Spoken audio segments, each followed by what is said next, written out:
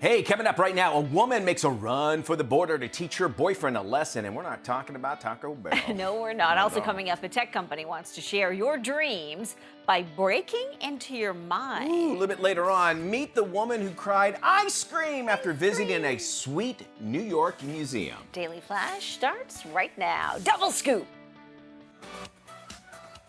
Get ready for trending news and entertainment. This is Daily Flash with your host, Andrea Jackson and Mitch English.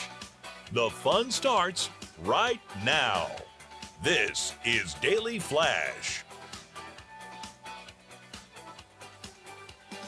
Hi, everyone. I'm Andrea Jackson. She smells like it, smells delicious. She sure is. Hey, everybody, I am Mitch English. Thank you for joining us on the show. It's called Daily Flash. Yeah! There we go. Daily Flash. We do it Let me daily. just Write that down. Daily Flash. As you do that, I'll introduce you to the man to my right, which is Matty Doolittle. How are you there, Matt? I'm good. Mateus. But Thank you. So I've got a discussion. We're coming up on the holiday season, and we all remember going to the malls and enjoying that that process of shopping, right? Hey, we grew up in the Smell 80s, of yes. popcorn and orange Julius. That's exactly what I was Yes. going to bring up. Is the popcorn smell? Nick and I grew up in the same area, and we were talking about earlier. It's like I don't want to buy clothes from the mall now because they smell like butter popcorn. Oh, Like that's a bad you thing? know the one mall I'm talking I about do, in the area, yes. and you Yeah. walk in and just get slapped in the face with butter.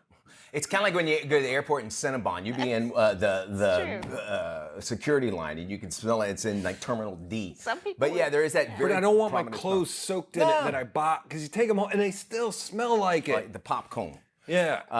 I don't like butter on my popcorn. Are you a popcorn butter person? I like the kettle corn. Kettle corn. Oh yeah. Well, if I choose any, it'd be kettle corn. It's the sweet and salty. It's the Yeah. perfect combination. When you go to those street fairs, oh my gosh, always the have. smell of And they kettle corn. freshly made, too. Oh my god. Good stuff. I'll smell like kettle corn. I have no problem Yeah. with that, man. You got a problem No, with kettle corn? kettle corn's Corn's fine, okay. and also we have a good farmers market, so it's outside. I just Yes. don't want it soaking in Okay. my clothes when I buy it. Okay, I gotcha. So you don't want your suits from the mall to smell No, like butter no. popcorn. Okay. There's no issue with that. No issue with that. I think I could be can on board appreciate with it. that. Sure. Haunted houses.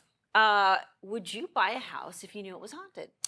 Okay, I've heard this question asked before, and it's Yeah. been asked to me. I would say, if it was a really good deal. That's about the only was a thing. really yeah. good deal. Now, would I live in it? Probably not. Okay. But nowadays, I couldn't see myself living in a haunted house. There are only a handful of states that require owners right, yeah. to disclose the fact that their house may or may not be haunted. Only New York, New Jersey, Massachusetts, and Minnesota have legal provisions on the books about haunted home disclosures. And in New York, it all started with a 1991 New York ruling called the Ghostbusters ruling, believe it or not. Yes, it did. Because one person sold a home but did not disclose it was haunted until after the fact, and then promoted that a poltergeist was living in this house. So the new owner said, hey, you never told me this. So then the deal was completely scrapped, and this rule became law in the And book. it seems like it would be a little bit different than like if a crime scene happened there, or maybe somebody was murdered, because Yes. that should be the due diligence of the purchaser, right? But that's not always required either in every state. So Well, unless you would- ask. well, that's what I'm saying. Yeah. But how can you call the cops up and say there's a ghost in my house? And them Well, take it? that is You know what I'm true, saying? yes. But I mean, like if you're buying a home, you should do mean, some research on Who are you going to call?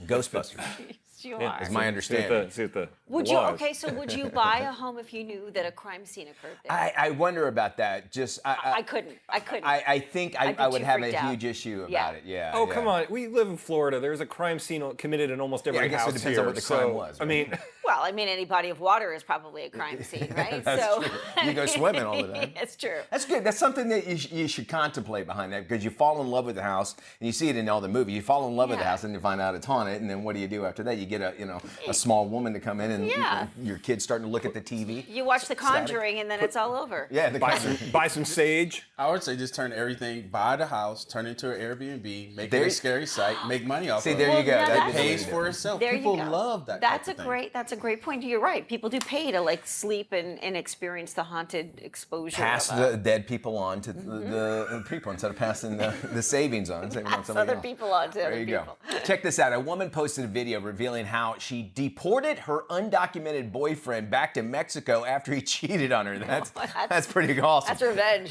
Revenge for sure. She's a Texas resident. She recalled how she began plotting her vengeance. She invited him on a day trip with an overnight drive to Six Flags amusement park in San Antonio. Now, when he woke up, they were actually in Mexico at a secondary checkpoint. That's when she confronted him over the infidelity, kicked him out of the car, and ended the relationship. She posted a recent update that her ex has already crossed the border and is back in the United States. So, undocumented or not, she's after. Now, I guess she found out. I don't know if she put some kind of GPS on him. Guess He must have so. contacted her. But or something. that's cold, man. Well, that's it's- some Clint Eastwood cold right there.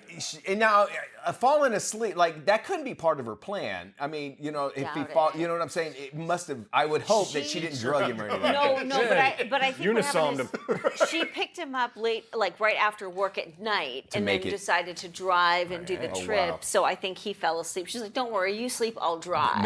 Okay. And then once they got there, I think she even threw a $50 bill at him and said, "We're done," and good Well, luck. that's nice of her, at At least least. she gave him some cash. You gotta side with the woman in this one. I mean, if you that dumb to get caught cheating, and she's the only place you gotta stay with her the entire time. She's gonna help you get your visa. You better. Yeah. do it. I don't know if the $50 helped him get back across the border, or maybe it worked out better for him at this point in the It game. sounds like he got yeah. a couple He's times somebody probably else. staying in a fancy New York hotel right now. Our researchers say they've achieved the first ever communication between two dreamers. This is crazy. A company called REM Space claims they were able to exchange a simple message between two people who were asleep and dreaming. Two participants agreed to allow a tech device to record their brain waves while they slept in their own homes. After the company's server detected one person entering a lucid dream state, it generated a random word and repeated it to him via earbuds. Weird. 8 minutes later, the second candidate entered their lucid dream state. The server then transmitted the stored message, which was repeated when they both woke up, marking the first ever chat exchanged in dreams.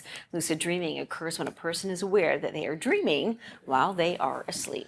Okay, and they talk about people that are in coma. They're aware. Well, we had that story. I think a week ago or so. Yes. A guy was about to get Organ donations. donation, Yeah. and he woke up. That's, I guess, what motivated him to be able to do it. So you kind of wonder what our subconscious could be able to do. Yeah. If you're wearing ear things, Buds. earbuds or whatever, and you're getting those words. I wonder how much science there is on this. I'm not going to give it all to it. Yeah. I can understand. I think the earbuds. Had he been listening to anything. Yeah. But it's where it came from. I want to know what the word was. Yeah. Was it fart? You know what I'm saying? That would wake you up, right? You think about It was rosebud. Yeah, exactly. But what if, guys, we've all had this. You wake up and your woman's mad at you because you cheated in her dreams. Then you end up in Mexico. So she knew you were cheating in the dream, and then you end up in Mexico. I don't need that. with a $50 bill you don't know what to do Yeah. with. I'm gonna Yes. be honest. We're closer and closer to Demolition Man. If you look at the scene between Yeah. Sandra Demolition Bullock Man. Yeah. and Sylvester Stallone, And the three. good and the, morning, that woke you up. And the three shells were that close. Think about that. All right, an Idaho man who holds the most Guinness World Records for blowing a playing card just added another win. Actually, these playing cards, it's not a nickname. Anyway, David Rush, he said that he thought beating the previous record of 12 feet would actually be easy, considering he broke the record for the farthest distance to blow a P at nearly 85 feet. Now, he was able to blow the card 33 feet, actually breaking the previous record by a factor of 269%. So guess what, Maddie and James, we're going to have you guys see if you can break the record here as well. Now, our table's our desk, 6 feet or so? And we're going to see who can blow a playing card the farthest in just 15 seconds. So if you guys, we're going to clear off the desk here. Okay. We'll put you on each side here. How about that? I guess I should have. I'll do the timer. There you go. Very good. Okay. Pick a card, any card. We'll allow you to do that. All right. There's your first one, 8 of diamonds, and Maddie's got the 7 of clubs. I don't think that makes any difference whatsoever. We said 15 seconds, 15 right? seconds on there. So Okay. we'll do it first. Well, how about, because they'll be constantly, they'll be going against each other. So we'll go first, 15 seconds, and then the other Okay, side. so all right, Matt, on your mark, get set, go. All right. I would say that's 2 feet. All right, did you yeah. put Oh, it I on thought the it was edge? the most I of want- 15 seconds. 15. Oh, well, it's You the put it on the edge furthest. like that, Oh, right? okay, furthest. okay. I just gotcha. want to make sure. 80 diamonds. Here we go. Take it. Very nice. All I mean, right, you so were you know, a little round one. proactive. I'm Round one single. goes to I'm James. single, ladies. I'm single. Round one is James. Very good. Here goes our next one. You got the Joker. Matt, okay. And James using James, the. here we go. Here we go. James, now what is the technique Wait, on wait. this? You Very know nice. what? I am can single. see- Let's go. I can see the technique. There's a bend in the knee. That's There you go. what it Yeah, is. there's It's a that football. position. I got football. I got to put a little more oomph Yeah. in it. You want to try Yeah. one more? We got about All 10 right, seconds. two left. out of Here three. Here we Two go. out All of right, three. here we Two out go. of three. Remember, aces are wild. Here we go.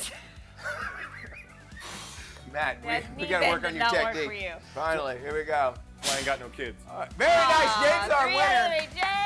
And if you're wondering, yes, folks, this is the only thing on this television network right now. We have got more coming up. Congratulations, That's our Emmy. James. That's our Emmy right there. We have more right after this. We're talking Nat Geo photographer Jason Edwards about his new book coming up. Welcome back to Daily Flash. Hey, I'm Mitch English along with Andrea Jackson. Yes. He has actually spent the last 3 decades. He travels from more than 70 countries. Yeah, he's been bit, chased, shot at, jailed, and had his finger stitched back on twice. That's just a Tuesday, I think. I Right? know. He is wildlife photographer Jason Edwards, and he's joining us now to discuss his new book, Icebergs to Iguanas. Please Hey. welcome to the show, Jason Hey, Edwards. Jason. Welcome to Daily Flash. Thanks, Tell me about your, thanks for having me. Jason. Tell me about your connection with animals. Was it something you're like, hey, they make great subjects because they're easier to you take pictures of? Like, give us a little bit about your background.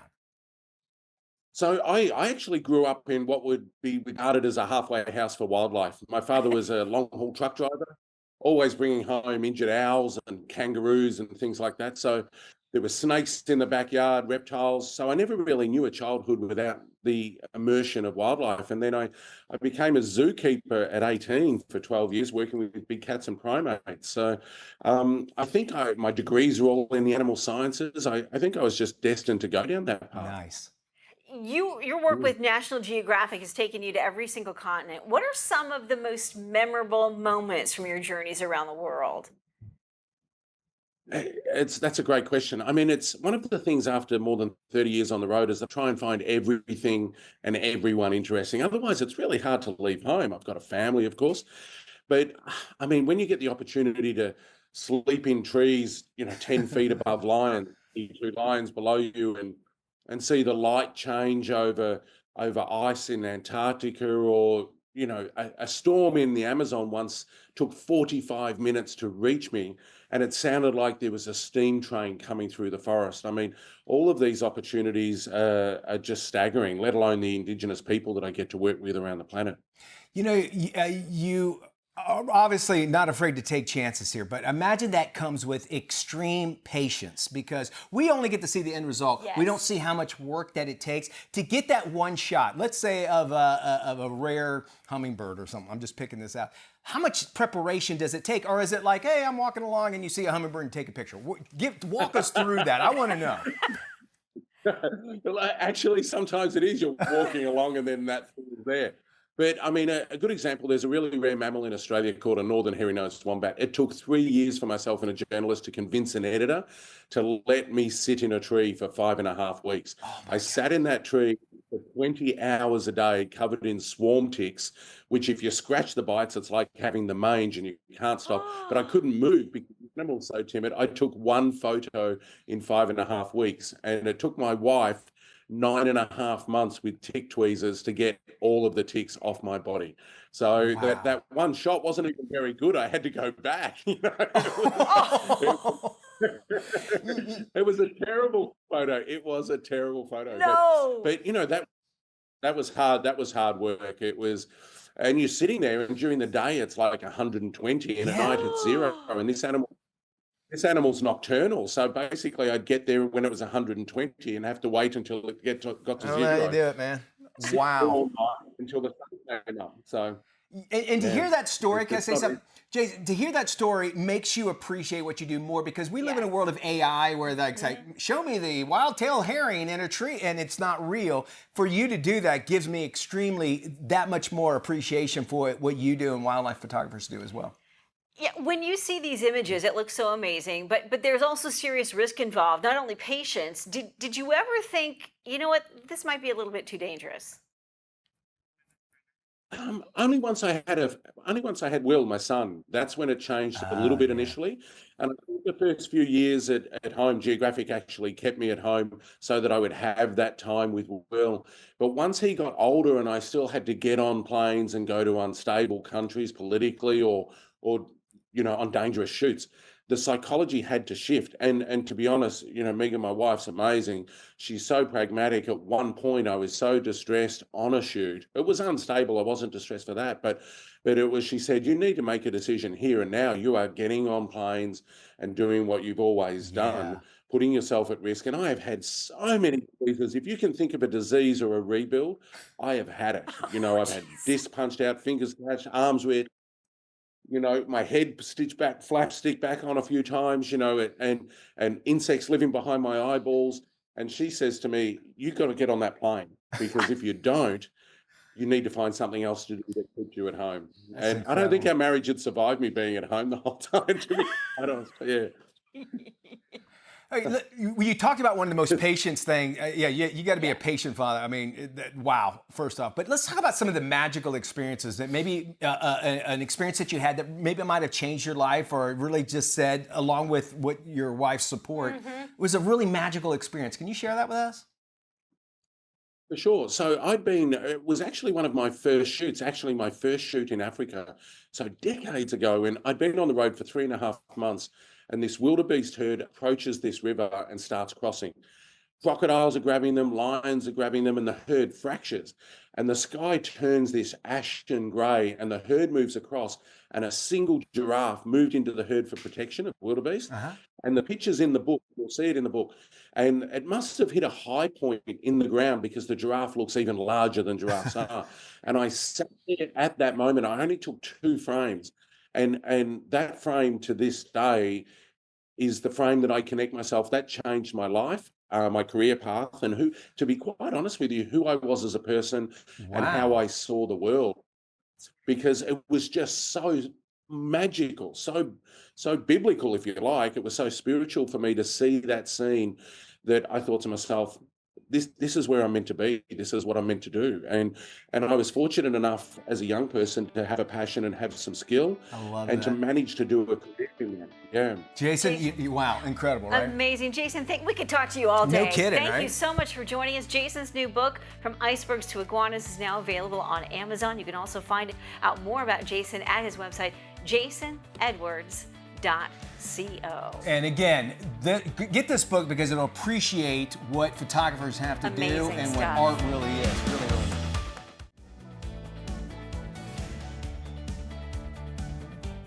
Welcome back to Daily Flash. I am Matt Doolittle. Welcome to your weekly furry friends. Well, big news out of New York City. Legislation was just introduced in the city council that would change the way pet owners take care of their furry friends. Right, so in New York City, they earned a Safe and Sick Time Act, lets employees take time off to look after their own health and their family members, or even like their kids if they're at school, bereavement type of stuff.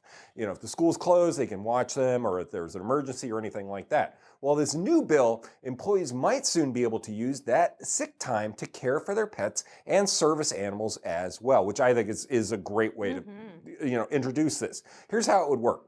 The bill proposes that sick leave could be used if your pet or service animal needs medical care, whether it's for an illness, an injury, or just regular checkups. The legislation would apply to animals that are service animals primarily, but if you can count them as a companion, you can do it too. So it's covering a lot of ground. This is a first of its kind move, and if it passes, it could set a precedent for other cities. We'll have to keep you updated on this, but I think it's a great way to introduce this, because a lot of us rely on our pets for a lot more, and we consider them our family, right, guys? Right, I mean, what do you guys think about that? Absolutely. I think there are people that will take advantage of it, unfortunately. But why look at that sort of thing needs to be governed as well. If you're taking off every week because your cat's sick, maybe you know what I'm saying. You might have more of an issue, but I do think some people, their pets are their kids. So if one's sick, or God forbid you lose a pet, there's time to mourn. You need. I agree. A service animal should probably be with you at work anyway. Yes. So I would go with that.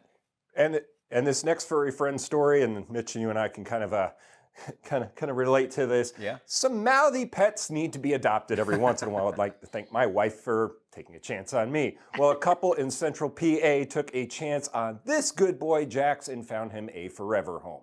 So the problem with him was Jax, who was housed for almost a year in a Central PA Humane Society shelter, was described as a mouthy pit bull and Rottweiler mix. The staff said he would jump around 24/7 and was mouthy due to his pent-up energy. Well, they posted his story on their Facebook, and some folks were like, I don't know if we want to jump on him because of his kennel anxiety and everything. But a family in PA took a chance on him, brought Jax home, and said that it is the best thing they have ever done. And once he got out of there, he calmed down, and now he has a forever. Aw, very Well, nice. you know, and Matt, to bring attention to that, is that animals like Jax here want to run around. So if you have like a lot of land, that's what they want to do. That's what they were bred to do, is Right. just to move around. And when they get him in that kennel, I totally can understand Yeah. why he would be a mouthy, anxious animal, 100%. And So it's good to see that. You never know what their history is before they get there. You Yeah. know, that poor dog, it's in a kennel, doesn't know where it is. All of a sudden, it's gone from a home to like inside four walls in a cage. And wouldn't you be And with- anxiety and other ridden? dogs surrounding them? Yeah, of course. So sometimes it's just a matter of getting owners that know how to handle a dog like that. All right, Maddie, thank you, buddy.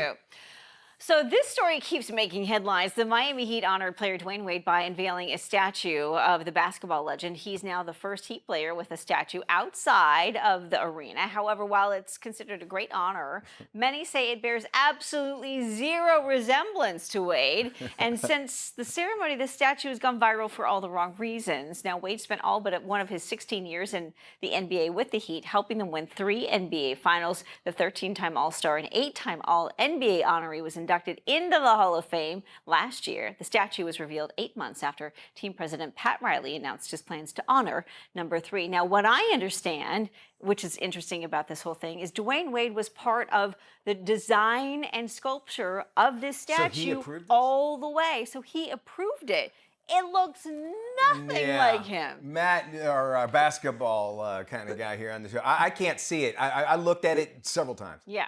This thing is a disaster. It is going to be made fun of forever. Like, I've never seen anything like this. And there's been a couple bad statues. The one of Kobe in LA is not great, and it had a bunch of misspellings when they debuted it. The one for boy. Shaq is great. This one, it's not even close to looking like But him. then why would Dwayne Wade Like approve it? Like, he was with the artist the entire way. Like, every step of the way, he was with him with the process. If it didn't like it or it didn't look like him, why would he say, yeah, sure, okay, go ahead? I mean, do you guys remember the prank they pulled on David Beckham? David And they Beckham. were like, "Oh, look at this statue, and it looks horrible." And he was like, "I don't, no. Dwayne Wade knows better than this. Plus, his wife is a celebrity, and she had to, check it out too. reality. Yes. I don't get this. Well, not only that, it does resemble somewhat Rocky. With the arms up in the air a little bit too, where you can see pictures, so you know that people are going to want to take pictures by it all the time. Yes. And you have a place where lots of people are coming, not like it's going to be in a hall somewhere inside. This is out there. I would think, and this day and age with 3D renderings, couldn't they have done something at least with the face? Yeah. I don't know. I But if watched you the approve guys the on memes, TNT, the NBA and TNT guys, and they were going off on this thing. I mean, Shaq and Charles Barkley. which and, are awesome. Yeah, so they were like, what? I mean, it's that's why we need Shaq and Barkley. Quickly, Matt. The memes alone yeah. have been worth it, though. So I mean, it's just so bad. All right. Hey, we got more trendy today's trends and tomorrow's talk.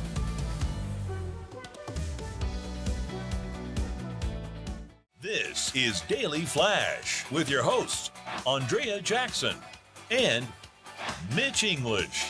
Trending news and entertainment. This is Daily Flash. You already know what it is. I love it. Jackson does.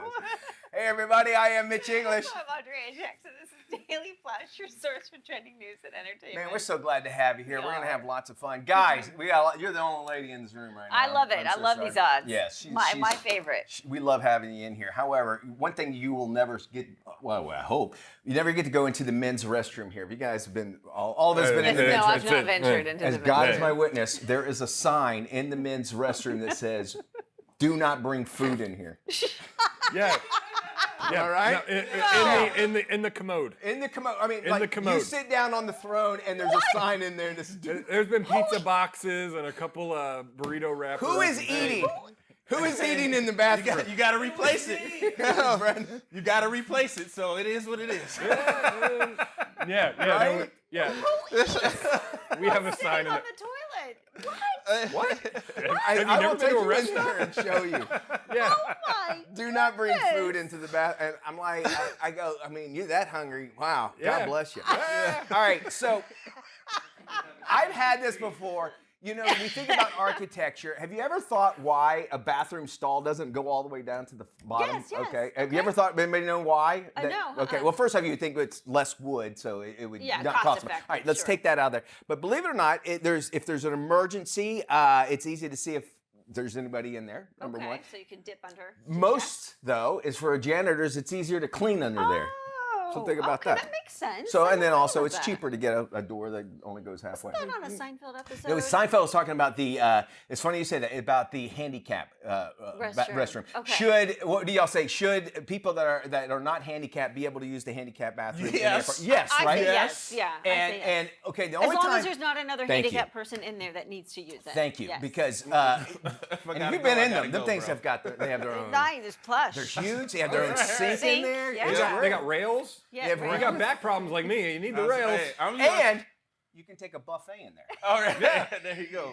You got Guys. more room for the spread. You can take the buffet cart. Take the part, put it in there. I mean, you've never seen how large Can these you things order are. room Yes, service? they'll deliver. I've had Postmates come to the bathroom, and they didn't knock on Delivery. the door. They look through the little crack. Mr. English, yeah, go slide it under the door. Alrighty, that's a little insight for us. No Let's food jump in the into men's some restroom. trending news here. A That's woman a good says that she fractured her ankle after taking a plunge at the Museum of Ice Cream's sprinkle pool. Oh, boy. Emily Robinson, she needed surgery following a trip to the New York City hotspot. Her visit turned into the House of Horrors when she jumped into the sprinkle pool. Totally something different in other parts of the country. And It's a Tuesday not the night for tinkle some pool. The Key West. R. Kelly. Yeah, the surgery part. Yeah, R. Kelly. She broke her ankle. Now, the museum advertises its sprinkle pool as a colorful experiences that you actually will not find anywhere else. The experience first opened back in 2016 as a pop-up in the city's meatpacking district. Wow. Which is a real part of it. All right, so this, I mean, it looks cool. So it looks cool. like it's basically all foam, and you go in there, and it's like, you know, the kids' play place, you know, where they could be able to do. That looks actually kind of It fun. does look fun. Well, But broke her ankle. isn't it her fault? I would think it seems like it should be enter at your own risk. And then I guess the Museum of Ice Cream. And what do you need to know This about is it? America. It's no one's. It's always somebody else's Everybody fault. else's fault. Nobody else It's is trying to true, do this. yeah. And, you know, Put hey, some it's baby ice oil cream. in there, and you got a real party. I'm A Diddy party. I'm surprised she didn't sue because they weren't real sprinkles. That you know somebody would. Somebody though, right? will, yes, for sure. Somebody will come When up you with get out of something. there, though, like, how do you get all the sprinkles? You know, you got to walk around like with Oh the no, sprinkles Matthew. out. Like, Oh no, Matthew. They lick it off. And that's New York. Is it odd that the ice cream museum is in the meatpacking district? Yes. Yep. And my first real trip as an adult too, somebody said, "Oh, it's down in the meatpacking district," and I'm like, "Oh, okay." I didn't believe it, but there is, and there's the garment district. What other districts? they Hell's have? Kitchen, Hell's but I don't Ki- think they call it Hell's Kitchen I mean, we got the anymore. milk district. Yeah, that's one thing I do love about Orlando. Yeah, Yeah. because I live right next to the Milk milk district. Yeah. Well, the T.G. Lee, the milk people. The live milk, there. yes, They that's started- right. that's Yes, why. that's why it's Bundy. called the milk district. Anyway, Okay. and I know in Oklahoma City they have the film district because what they would do, they would have back in the old days. It was the middle of the country, so they could bring film there because it used to be highly flammable, and they built these theaters that are real thick. So you don't want to. You know. Life, love, shopping. We're talking about it coming up when we return.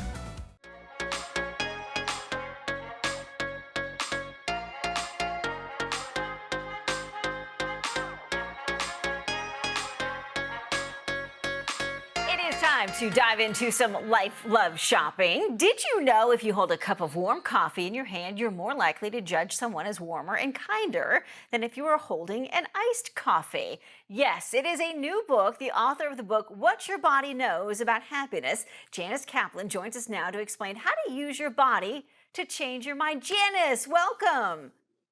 Thank you. Great to see you. So you've worked with Parade Magazine, Good Morning America, and you've written a number of books, including a New York Times bestseller, The Gratitude Diaries. Now this new book goes a step further. How did you come up with the idea for what your body knows about happiness? You know, when I wrote the Gratitude Diaries, I spent a year living more gratefully, and I discovered that you really can change your perspective. But then not all of us have every great day, and I had one particularly lousy day when all of my little gratitude tricks weren't particularly working. And then, for various reasons, I ended up on a boat at the end of the day. All of a sudden, the sun was shining, the water was sparkling, and I felt good. I didn't have to tell myself to feel good, I just did. And I thought, what's going on here? And I suddenly realized that we always think our mind is in control of everything, but our bodies are sending our minds the signals, and we have to figure out what those signals are that are going to make you happier. So I love this idea of a cup of coffee making you kinder. How can holding a warm cup of coffee make you kinder? Isn't that crazy? It's this fabulous research that was done out of Yale, where they asked people, they got volunteers to come, and they were going to describe certain people to them and see how they felt about them. Now, what they didn't know is that some of the volunteers were given iced coffee, and some of them were given hot coffee. And the people who held the hot coffee for just a couple of minutes beforehand actually had warmer feelings than the people who held the iced coffee. And it's, again, our bodies are sending those signals, and in a funny way, our minds think in metaphors. Warm heart, warm coffee, that must be a warm person I'm looking at. And there have been lots of other experiments like that, too. They've shown that if you're sitting on a harder chair, you negotiate harder than if you're sitting on a soft chair. Maybe, soft chair, soft heart.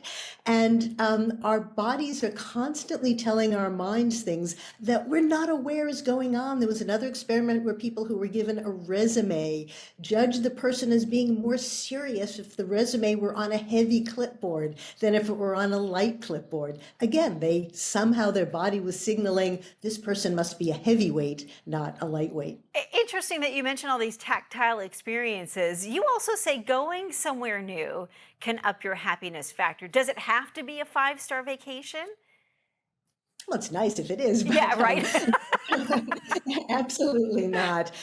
Our brains may be wonderful, but they're kind of lazy, and they like to get away with doing as little as possible. And so when everything is the same in a day, your brain kind of doesn't take in a lot of the stimulation. But as soon as there's something new, your brain goes on alert. And basically, it's checking to make sure that everything is okay.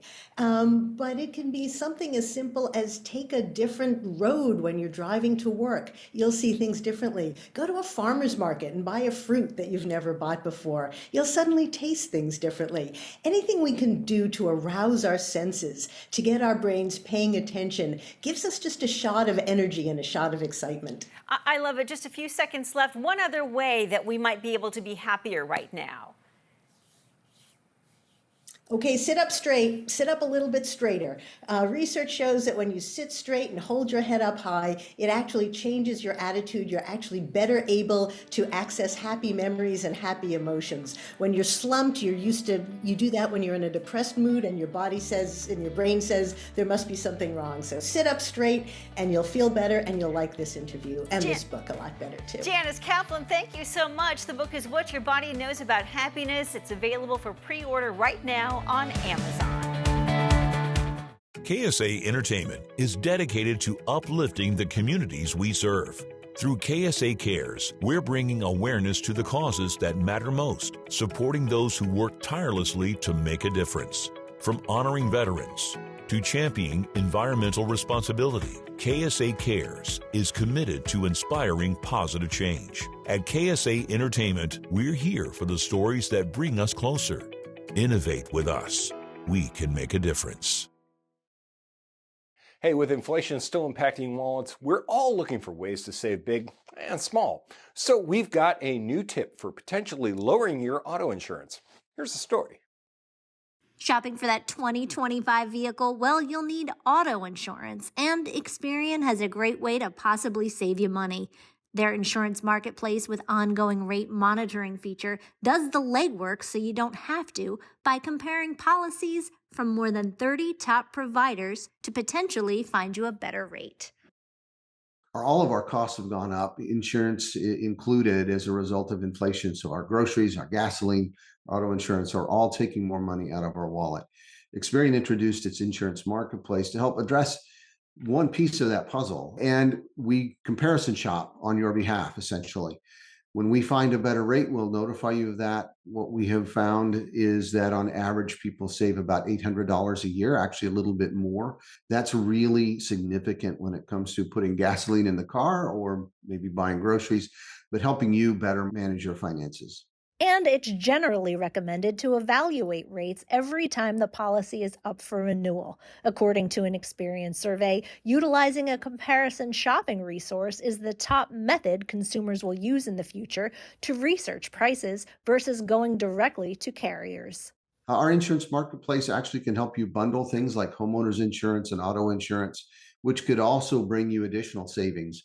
We're often thought of as just a credit bureau, but actually, we're much more than that. We want to be a one-stop location to help people with all of their financial needs. And what people have told us is insurance is one of those areas where they need help. For more info on the Experian Insurance Marketplace, visit Experian.com/insurance.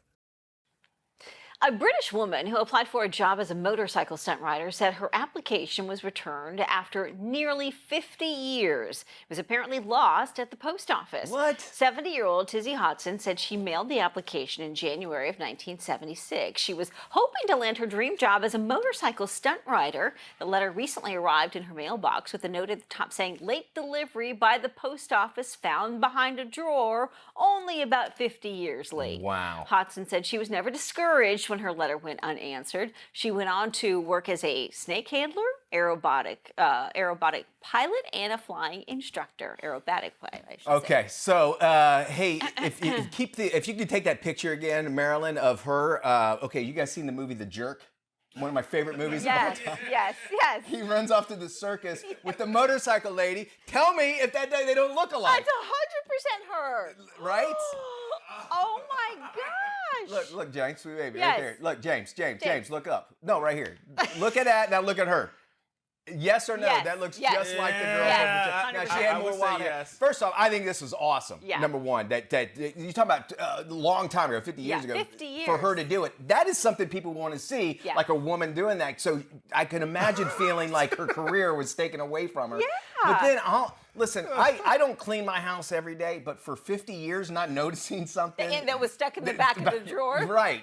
So think about that as How well. many other letters were stuck behind Yes. in the back of the drawer? How many relationships were lost? How many careers were ended? Well, it sounds like a country song almost That's as you it. say it like that. So now, though, parents out there, you have an excuse if your kid wants to do something crazy. You can say, they must have lost it at the post office. I know we don't get into politics here on this show, but we did have an interesting conversation at lunch yesterday with regard to ballots and dropping them off at your county elections office or putting them in the mail and trusting that the post office will get them there. After reading this story, you can understand why people totally some get it. have reservations about not 100% trusting that their ballot will get there.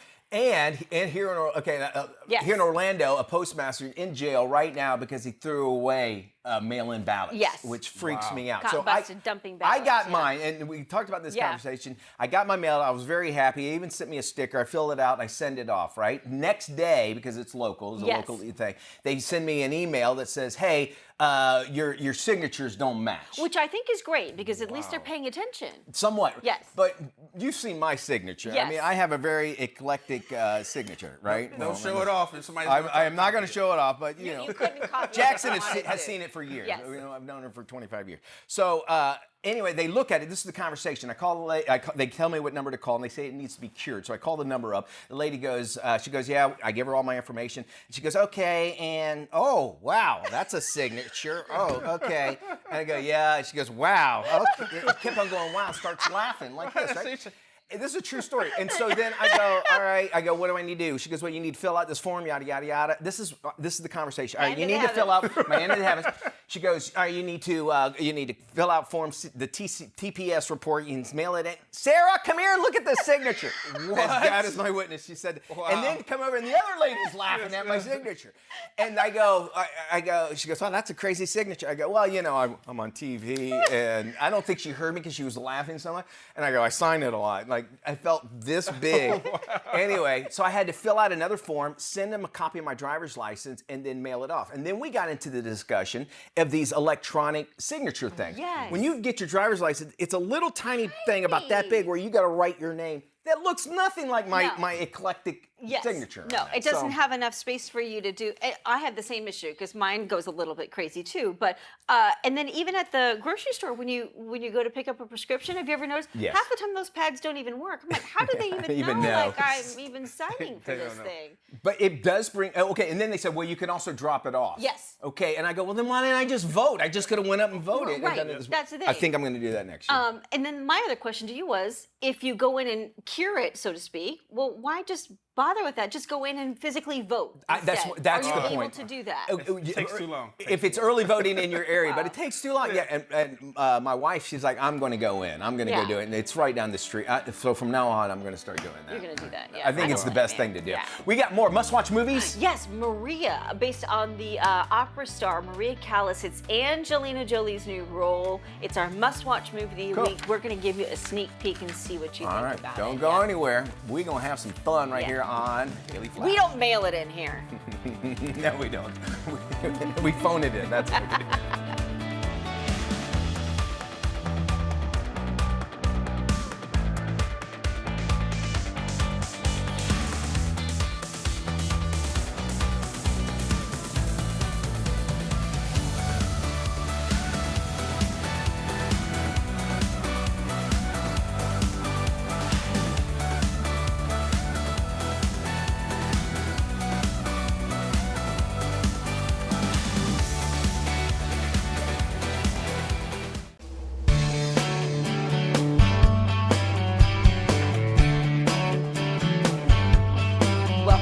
Daily Flash. It is the story of the world's greatest opera singer who retreats to Paris in the 1970s. She wants to escape her life in the public eye. This one starring Angelina Jolie. It's our must-watch movie of the week, Maria.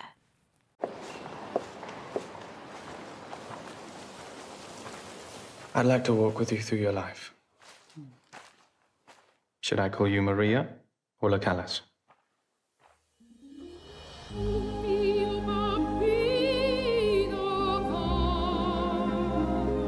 Tell me how it felt to be on stage. An exaltation, an intoxication. I thought the stage itself would burn. Sometimes this thing happens, the thing that's happening right now. There's a point where self-confidence becomes a kind of insanity. How is that for a position for the piano, madam? It's not right, but I'm nice. So leave it. Perhaps we could speak of your life away from the stage. There is no life away from the stage.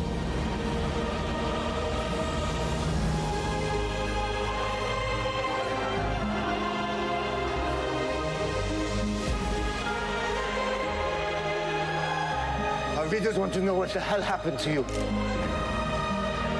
You've never been free. Forget the music. Your voice will not return. I am in control. I will sing when I am ready to sing. God.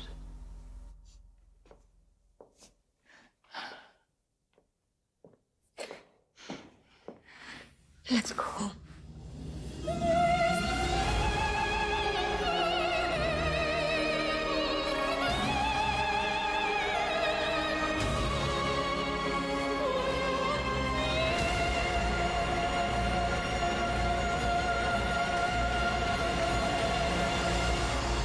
My life is opera. There is no reason in opera.